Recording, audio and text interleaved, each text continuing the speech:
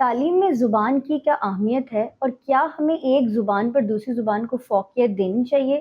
آئیے جانتے ہیں۔ پاکستان میں تعلیم ہمیشہ زبان کے مسئلے سے جڑی رہی ہے۔ ہمارے معاشرے میں انگریزی زبان کو ترقی اور کامیابی کی علامت سمجھا جاتا ہے، لیکن جہاں اردو جو کہ ہماری قومی زبان ہے وہ ہمارے نصاب میں بہت پیچھے رہ چکی ہے۔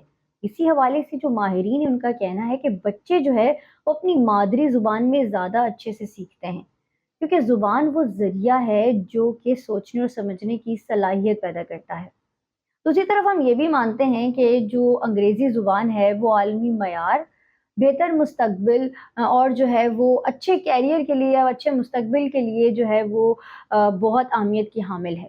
لیکن ان تمام تر چیزوں کے ساتھ ایک سوال ذہن میں آتا ہے کہ کیا ہمیں ایک زبان پر دوسری زبان کو فوقیت دینی چاہیے، یا ہماری زبان جو کہ اردو زبان ہے، ہماری قومی زبان ہے، ہماری پہچان، ہماری شناخت جس سے ہے اس کو مضبوط کریں اور ساتھ ہی ساتھ انگریزی زبان کی اہمیت کو بھی جو ہے وہ برقرار رکھیں؟ کیونکہ دیکھیں، علم تعلیم کا مقصد صرف زبان سیکھنا نہیں ہے بلکہ علم حاصل کرنا ہے، اور وہ علم حاصل کرنا، وہ شعور حاصل کرنا اسی وقت ممکن ہو سکتا ہے جب ہم زبان کو رکاوٹ کے بجائے سہولت بنائیں گے۔